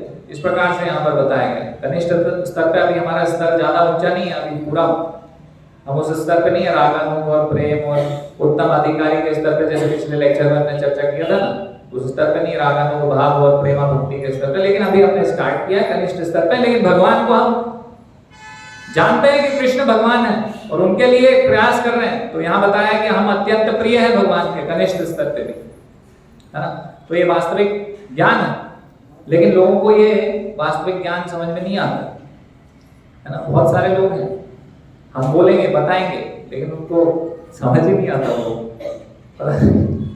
है ना, वो कुछ और दुनिया में कुछ और जीवन जीने का प्रयास कर रहे हैं, है ना। उनको लगता है कि ये इनका जीवन कुछ अलग है और ये क्या पता क्या कर रहे हैं लोग ना। तो ये क्यों हो रहा है ऐसा? तो जैसे हम प्रसाद मंत्र बोलते हैं ना, हमेशा प्रति रविवार को तो बोलते हैं कम से कम, तो क्या बोलते हैं? महाप्रसादे गोविंदे नाम ब्रह्मणि वैष्णवे स्वल्प पुण्य बताम राजा। तो ये जो भगवान का महाप्रसाद है, तो वो महाप्रसाद है गोविंद है, भगवान श्री कृष्ण का जो महाप्रसाद है, नाम ब्रह्मणि वैष्णवे, जो भगवान का नाम है, नाम ब्रह्म, नाम भी भगवान का भगवान ही है, अलग नहीं है। जैसे हम बोलते हैं हरे कृष्णा, तो ये जो कृष्ण है, जो राम है, ये भगवान से अलग नहीं है, ये राम का नाम राम है और कृष्ण का नाम कृष्ण है। तो नाम ब्रह्मणि वैष्णवे, है ना। और वैष्णवों में ज्यादा विश्वास नहीं है लोगों को, भगवान के नाम में, भगवान श्री कृष्ण में, गोविंद में, नाम ब्रह्म में, और वैष्णवों में ज्यादा विश्वास नहीं है लोगों को समाज में। क्यों नहीं है? आगे बता रहे स्वल्प पुण्य बताम राजन, विश्वास नहीं ले जाते, स्वल्प पुण्य, इनके पुण्य बहुत कम है, ज्यादा पुण्यशाली लोग नहीं है, तो इनको अभी ये सब चीजें समझ में नहीं आ रही, वो रियलाइज नहीं कर पा रहे हैं, उसको समझ नहीं पा रहे हैं, उसका साक्षात्कार नहीं कर पा रहे हैं। कारण क्या है? स्वल्प पुण्य बताम राजन, है ना। हम किसी को प्रसाद में कई बार लड्डू देते हैं कि ये लीजिए लड्डू, कृष्ण प्रसाद, हम कृष्ण प्रसाद, नहीं हम नहीं लेंगे, नहीं लेंगे, नास्तिक है या कुछ भी है, उनका विश्वास इस प्रकार से नहीं लेंगे, तो उनका विश्वास नहीं है उसमें, मतलब ये प्रसाद, कृष्ण प्रसाद में विश्वास नहीं है। दूसरे कोई रिलीजन के लोग होते हैं वो नहीं लेते हमसे प्रसाद, बोलेंगे नहीं हम ये हैं, हम वो हैं, हम नहीं लेंगे, तो उनका विश्वास नहीं है कृष्ण प्रसाद में, है ना, क्योंकि ज्यादा पुण्य नहीं है उनके। अच्छा, एक प्रकार से देखेंगे तो विश्वास भी है। अगर साधारण लड्डू तो वो खाते हैं, कहीं से भी लेंगे, होटल से लेके खा लेंगे, लेकिन वो कृष्ण प्रसाद है इसलिए नहीं ले रहे, यानी एक प्रकार से उनको विश्वास भी है कि कृष्ण प्रसाद है, ये नहीं ले सकते, कोई और लड्डू दो ले लेंगे। डबल स्टैंडर्ड इस प्रकार से। तो इनको विश्वास नहीं है ना। लेकिन कहीं ना कहीं हम किसी ना किसी स्तर पे तो विश्वास करते ही हैं। जैसे यहाँ से घर जाना होगा मुझे वापस प्रोग्राम के बाद, तो विश्वास है ना मुझे, मैं यहाँ से निकलता हूँ ये सोच के निकलता हूँ कि पता नहीं यार पहुंचूंगा कि नहीं, नहीं कोई ऐसा सोचता है क्या? कहीं ना कहीं एक स्तर पे हम एक कदम आगे बढ़ाते हैं जब भी एक विश्वास है हमारा अंदर कि हाँ मेरा कदम सही है और मैं आगे चल पाऊंगा, ये विश्वास के साथ मैं एक कदम बढ़ाता हूँ, एक एक कदम बढ़ा के पहुंच जाता हूँ नहीं गंतव्य तक। तो लेकिन भगवान श्री कृष्ण में विश्वास नहीं है। अगर जैसे कि हम बात करें जो कार्यरत हैं, तो महीने के अंत में सैलरी आएगी, मैं 30 दिन काम करूंगा और अंत में सैलरी आएगी, तो एक विश्वास है कि नहीं है हमको ये आएगी भाई, है ना। एक विश्वास को लेकर हम चलते हैं ना, लेकिन कृष्ण के नाम पर थोड़ा विश्वास में कमी है। हमें भारत सरकार नजर नहीं आएगी, लेकिन भारत सरकार के नियम हम पालन करते हैं। कहीं नजर आ रही है यहाँ पे भारत सरकार कहाँ बैठी है? बुलाओ तो है, दिख रही है? नहीं है, लेकिन हम नियम पालन करते हैं ना। यहाँ भी जहां भी रहेंगे भारत में, तो भारत सरकार को विश्वास करके नियम पालन करते हैं ना। इसी प्रकार से भगवान की ये सत्ता, ये भगवान का सरकार है, पूरा भगवान चला रहे हैं ये सब, तो ऐसे विश्वास हमें होना चाहिए। तो इस प्रकार से हमें विश्वास नहीं है, लेकिन विश्वास होना चाहिए। धीरे धीरे भगवान का नाम लेते लेते हम शुद्ध होंगे और विश्वास बढ़ता जाएगा। तो ज्ञान होना, लेकिन भगवान यहाँ बता रहे हैं ज्ञानी भक्त होना चाहिए। एक चीज ये भी ज्ञान होना चाहिए, है ना। जैसे हम भगवत गीता देते हैं तो लोग बोलते हैं कि इसकी क्या आवश्यकता है, हम तो वैसे ही प्रेम करते हैं भगवान से, हमें तो प्रेम है, हम तो बचपन से ही लगे हुए हैं, कन्हैया हमारे हैं और हम कन्हैया के। अरे ऐसा बोलते हैं लोग, कन्हैया को तो हमने ऐसे, हम तो रोज चाय पिलाते हैं, कन्हैया पीते हैं। तो ऐसा चल रहा है लोगों का, बिना ज्ञान के भक्ति चल रही है। कृष्ण कौन है ये पता ही नहीं, हम कौन है ये पता ही नहीं है। बिना ज्ञान के भक्ति कैसे हो सकती है? इसको बोलते हैं सहज ज्ञान, ऊपरी भक्ति, ऊपर ऊपर से बस दिखावा। वो दिखावे को, जैसे कि पागल कोई व्यक्ति होगा तो वो बोलेगा मैं प्रधानमंत्री हूं, और प्रधानमंत्री जैसे एक्टिंग करेगा और बोलेगा तुम इधर यहाँ खड़े रहो, तुम मेरे सिपाही हो, मेरे बॉडीगार्ड हो, कुछ भी, मतलब इस प्रकार से पागलपन करेगा। लेकिन वो पागलपन है, तो इसी प्रकार से पागलपन चल रहा है भक्ति के नाम पे कि कुछ मान लिया हमने कि कन्हैया मेरे और मैं कन्हैया का, लेकिन कन्हैया ने क्या बोला वो पता ही नहीं। कन्हैया बोल रहे हैं कि ज्ञान लो भाई, भक्ति ज्ञान के माध्यम से करो। वो बाद की बात है कि आप भक्ति के ऐसे स्तर पे पहुंच जाओगे जहां भगवान आपका ज्ञान योग माया के माध्यम से हटा देंगे कि मैं भगवान हूं। वो परम चरम लक्ष्य मतलब चरम सीमा है, वो बहुत आगे की बात है। लेकिन अभी इस स्तर पे जिस स्तर पे हम लोग हैं उस स्तर पे ज्ञान के साथ भक्ति को करना होगा।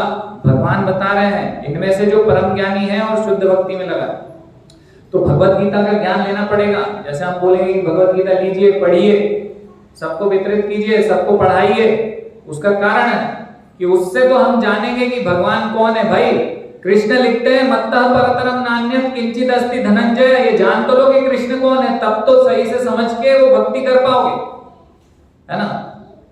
जैसे आज कल्पेश दुबे जी आए हैं, हाँ, तो वो वकील हैं, तो वकील है और बिना पुस्तक पढ़े तो जज के सामने चले जाएं और जिरह करने लग जाएं, तो क्या संभव है? जज पूछेगा भाई कौन सी किताब में से कौन सा क्या लिखा है, कहां से बता रहे हो, कौन सी धारा है, क्या है बताओ जरा। वो बोलेंगे नहीं वो पढ़ने की आवश्यकता नहीं है, बस मैं बता रहा हूं ना आपको। तो ऐसा नहीं चलेगा ना। तो सब हमें पता होना चाहिए कि कृष्ण बोल रहे हैं कि मुझसे श्रेष्ठ कोई नहीं है। कृष्ण की पोजीशन कब पता चलेगी? जब वो ज्ञान होगा भक्ति का हमें। मेरी पोजीशन कब पता चलेगी? जब मैं पढ़ूंगा। जब कृष्ण बोल रहे हैं कि देहिनो अस्मिन् यथा देहे कौमारम यौवनम जरा तथा देहांतर प्राप्तिर् धीरस् न तत्र न मुह्यति। तुम देही हो, तुम शरीर नहीं, तुम शरीर को धारण करने वाले आत्मा हो। ये सब ज्ञान नहीं होगा तब तक भक्ति चालू कैसे होगी सही से? ज्ञान होना बहुत आवश्यक है। बिना ज्ञान के भक्ति नहीं चलेगी। आप कहीं भी जाते हो, किसी भी पोस्ट पे अप्लाई करते हो, है ना, कहीं कोई नौकरी निकली है तो पोस्ट में आपने एप्लीकेशन डाला, उन्होंने मांगा था भैया कि हमको ऐसा ऐसा ज्ञान वाला व्यक्ति चाहिए। आप वहां पहुंच गए, बोले हम तो चला लेंगे, सब काम हो जाएगा आपका। आपको उससे क्या मतलब है कि हमें ज्ञान है कि नहीं है? आपको तो आप क्या है, आम खाओ ना, गुठली क्यों गिनते हो आप तो नौकरी दे दो, बस मैं कर दूंगा सब। वो पता नहीं क्या करेगा आपके साथ, पता नहीं आपको 10-20 लगाएगा, बोले जाओ यहाँ से, आपका दिमाग सरक गया है। और भक्ति में और भगवान के लिए हम बहुत आसानी से सब सोचते हैं कि भगवान तो क्या हलवा है, 10 रुपया दिया, जाके दुकान पे वो ले आए, खा लिया हमने, खा गए हम हलवा। तो भगवान हलवा नहीं है ना। जैसे दुनिया में आपको हलवा खाने के लिए कितनी मशक्कत करना पड़ती है, गधे जैसा किसी की नौकरी करनी पड़ेगी, कुछ करना पड़ेगा, सेवा। आप वहां सेवक हो, अपने बिजनेस में सेवा करोगे, कस्टमर लोगों की नौकरी में अपने बॉस की सेवा करोगे, कितने पापड़ बेलने पड़ते हैं, तब जाके वो हलवा खा पाते हो। तो भगवान को ऐसे ही प्राप्त कर लोगे क्या? हलवा ऐसे ही प्राप्त नहीं हो रहा आपको। भगवान को कैसे प्राप्त करो? भगवान वो हलवा नहीं है भाई साहब। तो ज्ञान लेना पड़ेगा, पढ़ना पड़ेगा, और जिसने पढ़ा है उसकी शरण ग्रहण करके उससे सीखना पड़ेगा। हाँ, जो शुद्ध भक्ति में है उनकी शरण ग्रहण करके वो सीखना पड़ेगा, वो ज्ञान लेना पड़ेगा। बिना ज्ञान के हम समझ ही नहीं पाएंगे कि कृष्ण कौन है, भगवान कौन है, ये जगत कौन है। ये सब पढ़ेंगे तब तो समझ में आएगा कि भूमिरापो अनल वायु खम मन बुद्धि रेवचा, ये जो भौतिक जगत है ये भगवान ने बनाया हुआ है। ये इस प्रकार से कैसा क्या कॉम्बिनेशन है, श्रीमद् भागवतम पढ़ेंगे तो पता चलेगा कि ये जगत प्रकट कैसे होता है, अप्रकट कैसे होता है। उसके पीछे भगवान ने कितनी सारी व्यवस्थाएं लगा रखी है, स्वयं को विस्तृत करा हुआ है, अनेक अनेक देवी देवता लगा रखे हैं सारे कार्य करने के लिए। समझ में नहीं आएगा तो क्या आप भगवान से प्रेम करोगे?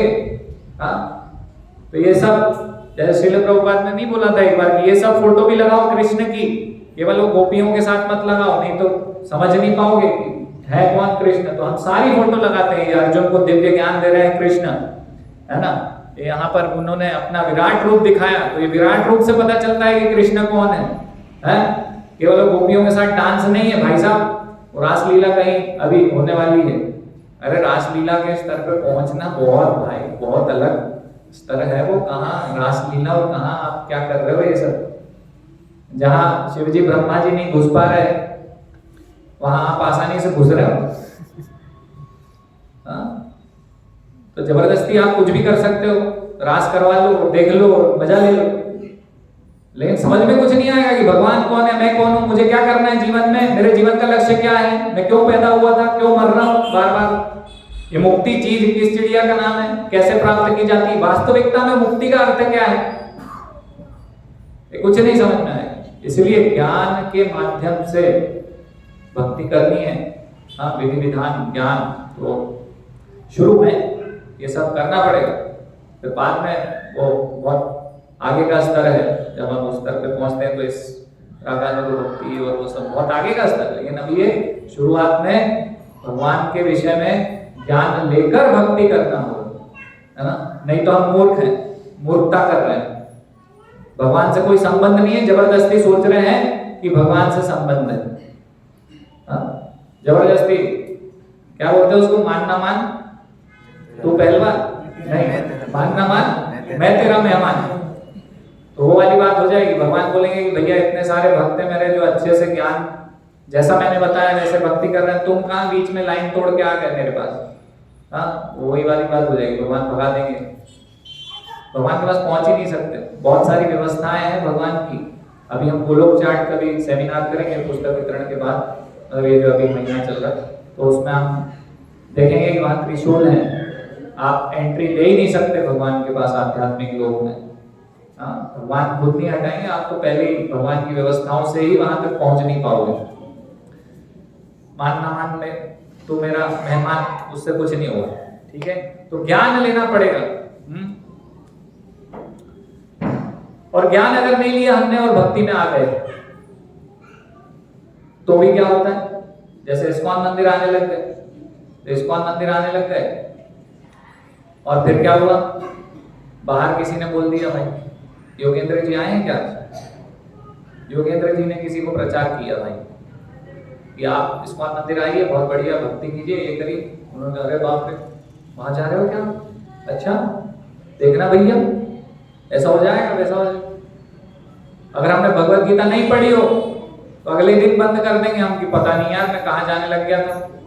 हाँ, हमारे दिमाग में कुछ और उल्टा सीधा चलने लगा, अरे भैया वहां मत जाओ भैया, बहुत गलत हो रहा है, वहां तो बहुत उल्टा सीधा चल रहा है, वहां मत जाओ, वहां तो उद्देश्य कुछ और है, दिखाते शुद्ध भक्ति है, मत जाओ। हाँ? तो जब हमें पता ही नहीं है शुद्ध भक्ति क्या है और हम लोग यहाँ क्या कर रहे हैं, तो उसको मैच नहीं कर पाएंगे ना। शास्त्र में क्या उल्लेखित है, क्या हम वो कर रहे हैं यहाँ पर। अगर हमें ज्ञान नहीं है और कोई ऐसा बाहर हमें बोल देगा तो हम भटक जाएंगे। और वो क्या है, वास्तविकता क्या है उसकी, कि माया आपको भक्ति नहीं करने देगी। उसकी वास्तविकता क्या है, जो आपको बाहर भड़काया जाता है।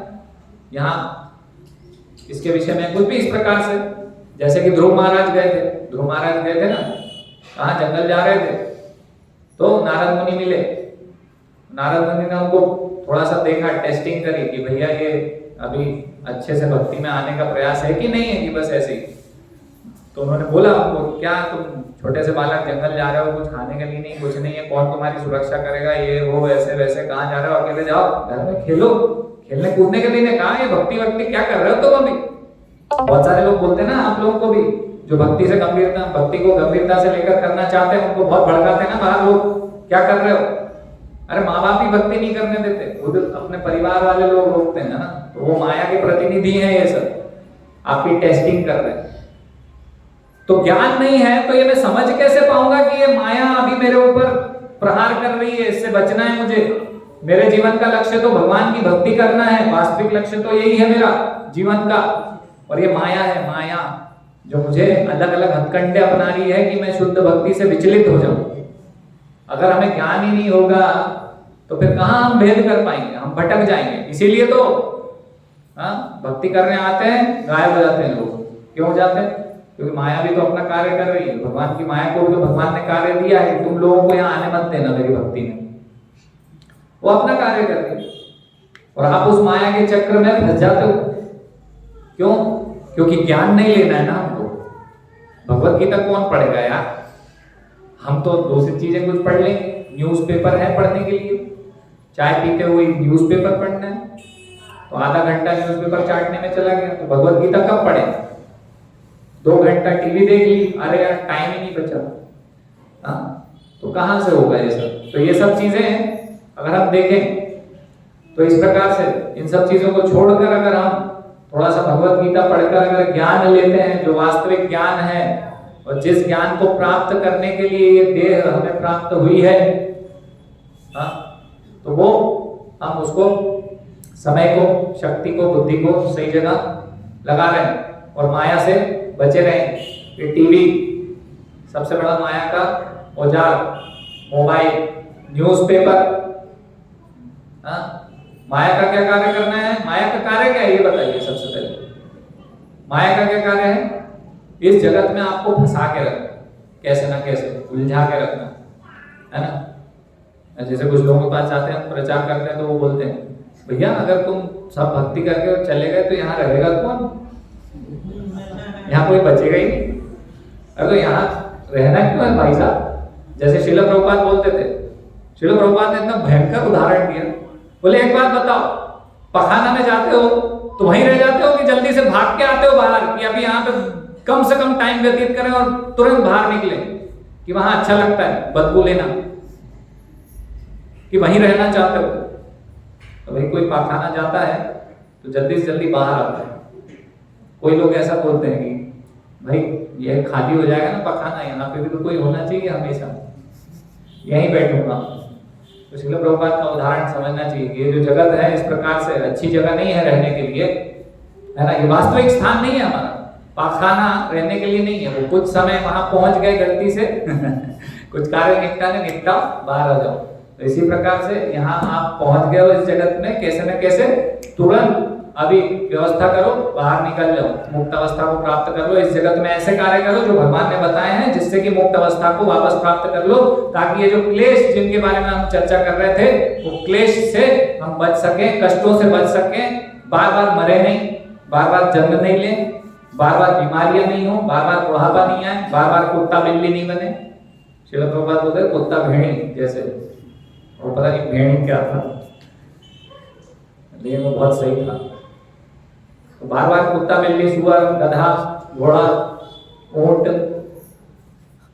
क्या है वो सभी बड़ा उष्ट खरे, शब श्विड बड़ा उष्ट खरे। तो ये कुत्ता बिल्ली के चक्कर से बाहर निकलो भाई साहब, अपने आप को ऐसे गर्त में मत डालो। ये मनुष्य जीवन इसलिए मिला है, इस सब चीजों को समझने के लिए मिला है। तो वास्तविक ज्ञान को लीजिए, ये ज्ञान को लेते हुए भक्ति कीजिए। बिना ज्ञान के भक्ति नहीं होगी सही से, है ना। पागलपन मत करिए, भगवत गीता पढ़िए नित्य प्रतिदिन, नहीं तो आपकी जो व्यस्तता आपने बना के रखी है ना, अपने आप को जो आपने व्यस्त कर रखा है, आप सोच रहे हो कि हम बहुत व्यस्त हैं, तो ये उसी प्रकार से जैसे कि पाखाना में कोई अपनी व्यस्तता दर्शा रहा हो कि मैं बहुत व्यस्त हूं, मैं मेरे पास टाइम नहीं है, वहीं बैठे हैं, है ना, इससे बाहर निकलना है। तो इस प्रकार से है ये कि 84 लाख योनियों में हम फंसे हुए हैं, हमें डिस्टर्ब मत करो। हम कुत्ता बिल्ली बनना चाहते हैं, हमें बनने दो। तो ये जो विचार है ना, इसको त्याग दो। कोई भक्त आपके जीवन में आए हैं और कुछ बता रहे हैं अच्छी चीज, उसको स्वीकार करो, भगवान की वाणी को स्वीकार करो, स्वयं का कल्याण करो, वास्तविक ज्ञान लेते हुए, भक्ति करते हुए अपने मनुष्य जीवन के परम लक्ष्य को प्राप्त करने की ओर तीव्रता से बढ़ते रहिए, बिना रुके, बिना दूसरा विचार किए, बिना किसी की फालतू बातें सुने हुए पूरा इसमें लग जाएंगे। अपने आप को लगा दीजिए, अपने आप को झोंक दीजिए, अपने आप को घिस दीजिए, और ये शरीर को घिस घिस के, जैसे साबुन को हम खत्म कर देते हैं घिस घिस के, ऐसे इस शरीर को भगवान की भक्ति में घिस घिस के समाप्त कर दो, और अगला शरीर मत लेना, लेने की कोई जरूरत ही नहीं। क्यों लेना है? कोई बोलेगा आपको भैया मैं आपको बहुत कष्ट दूंगा, आपको मैं 10 कोड़े मारूंगा, आप बोलोगे कि हाँ मारो, तो ये माया तो आपको कोड़े ही कोड़े बरसा रही है प्रतिदिन। तो इतने ढीठ क्यों बने हुए हो और पिटने के लिए तैयार क्यों हो? वास्तविकता ये है कि हम इतने ढीठ हो गए हैं, मतलब जिसकी कोई हद ही नहीं, सुनना ही नहीं, समझने नहीं, अपनी चलाना, अपनी धक्काना, मैं मेरे हिसाब से ही करूँ। भाई तुम्हारे हिसाब से कुछ नहीं हो रहा है इस संसार में, कुछ होगा भी नहीं तुम्हारा। भगवान जैसा बता रहे हैं वो करो, उसको अपना जीवन बना लो। वो उसको अपना जीवन नहीं बना लोगे तो फिर 84 लाख जीवन आपके लिए तैयार हैं, आपको कोड़े मारने के लिए। कोड़े मत खाओ। बुद्धिमान व्यक्ति इसकी व्यवस्था करेगा कि ये कोड़े से कैसे बचो। और जो ढीठ आदमी है वो तैयार रहेगा कि मैं तो मार खा खा के पक्का हो गया हूं, मुझे इसलिए मजा आता है। तो दो ऑप्शन है आपके पास। बुद्धिमान व्यक्ति ये जो माया की मार है उससे बचने के लिए निरंतर प्रयास करेगा, है ना। मृत्यु से अपने आप को बचाइए। मृत्यु आपके लिए नहीं है। आप क्यों डरते हो मृत्यु से? क्यों डर लगता है सबको मरने से?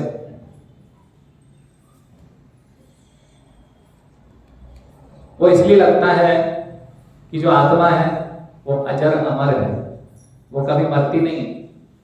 और हम ये जो आत्मा है, ये जो आवरण है, उसको ओढ़ के समझते हैं कि मैं शरीर हूं। तो भौतिक आवरण की वजह से भौतिक चेतना हो गई मेरी। अब मैं समझ रहा हूं कि मैं मर जाऊंगा। क्यों? क्योंकि शरीर मर जाएगा। तो आत्मा सोच रही है कि मैं मर जाऊंगी, और मरना तो मेरे को अच्छा ही नहीं लगता क्योंकि मैं मरती नहीं हूं कभी। तो कंफ्यूजन स्टेज में है अभी आत्मा। जो मरती नहीं है उसको ऐसा आभास हो रहा है कि वो मर रही है, जबकि मर तो शरीर है। आत्मा क्या है? शरीर बदल रही है। तो ये जो आत्मा है वो कभी मरती नहीं है, और ये मरना जो शरीर का है उससे जो हमारा शरीर से संबंध होने के कारण ये जो मरना लग रहा है ना बार बार, तो उसकी वजह से हम डरते हैं, क्योंकि हमारा स्वभाव नहीं है वो। हाँ, हमारा स्वभाव मरना नहीं है। हमारा स्वभाव नहीं मरना है तो मैं किसकी बात कर रहा हूं? नहीं मरना स्वभाव आत्मा का, जो मैं हूं, जो मैं वास्तविक वस्तु हूं। लेकिन मैंने आत्मा को अभी ये जन्म मृत्यु के चक्र में फंसाए रखा है ना, तो वो शरीर मर रहा है, उसका आभास हो रहा है। मैं तो इसलिए डरते हैं कि मरना तो मुझे मेरा स्वभाव ही नहीं है, तो ये मरना क्यों है ना। तो आत्मा का स्वभाव नहीं है मरना, तो बार बार इसको शरीर देके मराओ मत इस शरीर को, है ना। आत्मा को वापस अपनी जगह पे क्यों नहीं पहुंचा देते, जहां पे वो सुख का आनंद का अनुभव करे, भगवान के धाम में। वहां से आत्मा आई, उसको वापस वहीं ले जाएंगे तो बहुत सुखी हो जाएंगे।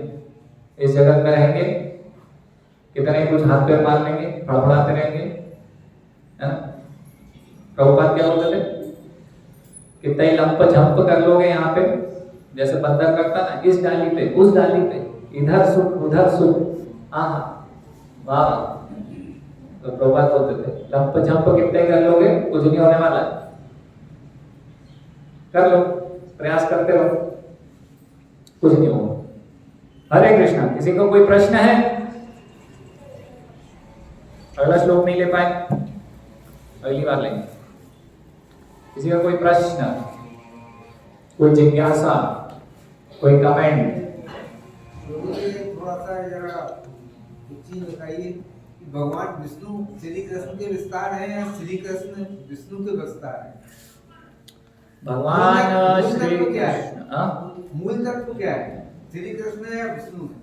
देखिए, जैसे मैंने अभी बोला, भगवद गीता में कृष्ण क्लेम कर रहे हैं, कृष्ण बोल रहे हैं मत्तः परतरम नान्यत् अहम सर्वस्य प्रभुः। जितना जो कुछ है सबका प्रभव, यानी कि उद्गम कहाँ से हो रहा है, जो भी चीजें हैं, जो भी है, सबका उद्गम हो रहा है मुझसे। मत्तः परतरम नान्यत् का मतलब मेरे से ऊपर कुछ नहीं है। और ये बोल रहे हैं कृष्ण असम ऊर्ध्व, मेरे बराबर, मतलब भगवान का नाम है, मेरे बराबर और मेरे से ऊंचा कोई नहीं है, असम ऊर्ध्व। ब्रह्मा जी बोल रहे हैं ईश्वर परमः कृष्ण, परम ईश्वर कृष्ण है। परम ईश्वर मतलब ईश्वर अनेक है, परम कौन है? टॉप मोस्ट, सबसे ऊपर ईश्वर परमः कृष्ण, है ना। शास्त्रों में और अन्य जगह उल्लेखित है एते चांश कला, जैसे कि श्रीमद् भागवत में बताया एते चांश कला कौन सा? कृष्णस्तु भगवान स्वयं।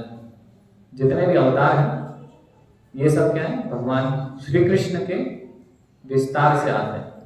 भगवान श्री कृष्ण विष्णु के लिए बात कर रहा था। हाँ, तो मैं बोल रहा हूँ कि सब, यानी कि उसमें विष्णु जी भी आ गए। हाँ, जैसे सातवत तंत्र में आप पढ़ेंगे तो उसमें बताया विष्णु स्तु त्रीणी रूपाणी, तो विष्णु 3 प्रकार के। अभी तो आप बोलोगे 3 प्रकार कौन से? शास्त्र में सब उल्लेखित है कि 3 प्रकार के विष्णु होते हैं। शिरोदक्षाई, कारणोदक्षाई जिसको बोलते हैं, कारणोदक्षाई विष्णु जो महाविष्णु जिनको बोलते हैं, फिर शिरोदक्षाई विष्णु और गर्भोदक्षाई विष्णु, इस प्रकार से। तो ये जो तीनों हैं, मैं तो बोल रहा हूँ कि ये सब जो है, मैं उनकी बात कर रहा हूँ। एते चांच कला पुंसा, तो ये सब जितने भी भगवान के अवतार है ना, राम, नरसिंह, वराह, जितने भी अवतार, तो ये सब अंश और कला है। अंश यानी भगवान ने विस्तार किया, फिर वो जो विस्तार है उनसे भी विस्तार हुआ, फिर उनसे भी विस्तार हुआ। तो इस प्रकार से शास्त्र की वाणी है। मेरे और आपके कुछ और समझने से कुछ नहीं होगा, शास्त्र में यह उल्लेखित है। एते चांश कला पुंसा कृष्णस्तु भगवान स्वयं। कृष्ण स्वयं ईश्वर है, ईश्वर ब्रह्मा कृष्ण। और ब्रह्मा जी बता रहे राम आदि मूर्तिषु, जैसे कि मैं बोल रहा हूँ अवतार जितने भी हैं भगवान के, उसमें से विष्णु भगवान, राम भगवान है ना, नरसिंह भगवान, तो इस प्रकार से वामन भगवान है ना। तो इस प्रकार से ये सब क्या है? राम आदि, राम और आदि, मूर्तिषु मतलब ये जो विस्तार है, कला नियमेन तिष्ठन्, फिर से वही बात है, अंश और कला यानी विस्तार और विस्तार विस्तार। तो शास्त्र बोल रहे हैं, ये सब बोल रहे हैं शास्त्र। तो कृष्ण भी बोल रहे हैं, कोई और कुछ भी बकवास कर सकता है दुनिया में, क्योंकि स्वतंत्र डेमोक्रेसी है ना। लेकिन शास्त्र की वाणी ये है, क्या है कि कृष्ण से सब कुछ आ रहा है। अब कृष्ण से द्वेष हो तो वो भी एक अलग बात है कि भाई कृष्ण को तो मैं मानूंगा ही नहीं, कुछ भी कर लो आप। सामान्य लोकाचार में यही माना जा रहा है ना, विष्णु जी कृष्ण मैं वही तो बोल रहा हूँ। और भगवान भी तो वही बोल रहे हैं, ज्ञान के साथ जो भक्ति करेगा वो सर्वश्रेष्ठ है और वो मेरा प्रिय है। तो ज्ञान क्या है? अभी मैंने 4-5 श्लोक बताए आपको, 2-4 श्लोक आप भी बता दो कि विष्णु जी से आए कृष्ण।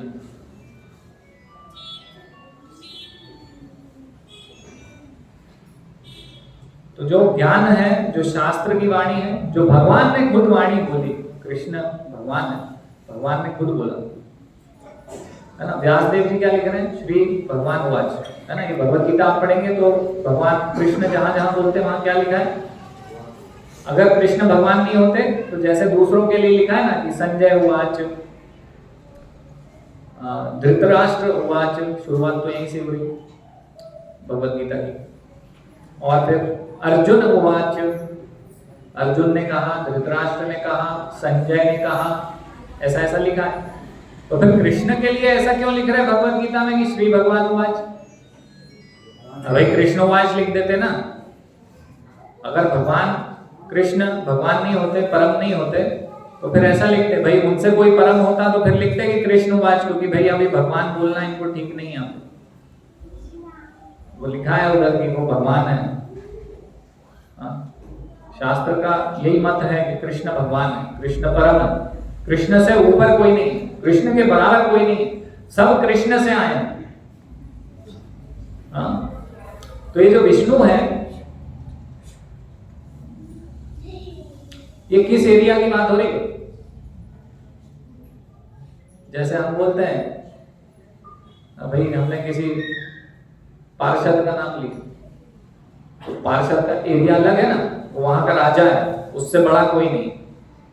एक विधायक का नाम लिया तो उसका एक अपना एरिया है जहां पे वो सबसे बड़ा है।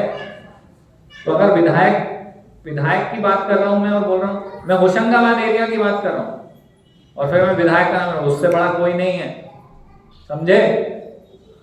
तो भाई सही है, एक स्तर पे होशंगाबाद में उससे बड़ा नहीं है कोई, सही है, क्या गलत है उसमें? लेकिन फिर और बड़ा क्षेत्र आप देखोगे, अगर मैं बोलूंगा मध्य प्रदेश में वो विधायक सबसे बड़ा है तो वो गलत हो जाएगा। फिर मैं बोलूंगा शिवराज सिंह चौहान वो सबसे बड़ा है मध्य प्रदेश, सबसे ऊपर, अभी मैं सही हूं।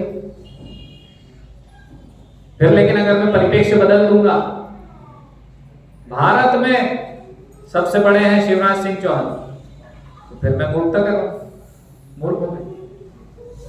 और फिर मैं बोलूंगा नरेंद्र मोदी, भारत की बात है, विश्व में नरेंद्र मोदी सबसे बड़े, नहीं। ऐसे अनंत कोटि विश्व ब्रह्मांड जो इस भौतिक जगत के हैं, उस कार्य को निभाने के लिए विष्णु जी हैं। भौतिक जगत की बात कर रहा हूं, हाँ, आध्यात्मिक जगत की बात करोगे तो फिर अलग हो जाएगी, समझ रहे? ये परिप्रेक्ष्य है। तो शास्त्र में कहीं कहीं वर्णन है कि ये देवी देवता सबसे बड़े हैं, लेकिन परिप्रेक्ष्य क्या है उसका, वो भी तो देखो किस परिप्रेक्ष्य में। हाँ, तो सारे देवी देवताओं का अलग अलग एरिया डिफाइंड है, उसमें सबका अपना अपना इलाका है भाई, क्षेत्र है, और सबकी अलग अलग। जैसे कि एक कंपनी है तो एक फाइनेंस डिपार्टमेंट का हेड है ना, एक सेल्स का हेड है, एक प्रोडक्शन का हेड है। तो भाई कोई प्रोडक्शन वाला आके बोलेगा कि हमारे तो यही है सब कुछ, सर्वे सर्वा प्रोडक्शन हेड, तो सही बात बोल रहा है ना, लेकिन केवल प्रोडक्शन के। अभी पिक्चर ये देखोगे कि वो अगर बोलते कि वो तो फाइनेंस का भी हेड है, तो वो सही नहीं हो जाएगा, गलत है वो। तो व्यवस्था में, उस व्यवस्था में कहां किस जगह पे क्या बात चल रही है वो भी तो ध्यान देना होगा, क्या चल रहा है ना, ठीक है। शास्त्र से समझेंगे तो कृष्ण सर्वोपरि है, ये मत है। हाँ। ओके, हरे कृष्णा। अभी और कोई प्रश्न नहीं ले पाएंगे, और गुप्त टेबल पर प्रश्न उत्तर कर सकते हैं जिनके भी प्रश्न है। भगवत गीता यथारूप की जय, श्रील प्रभुपाद की जय।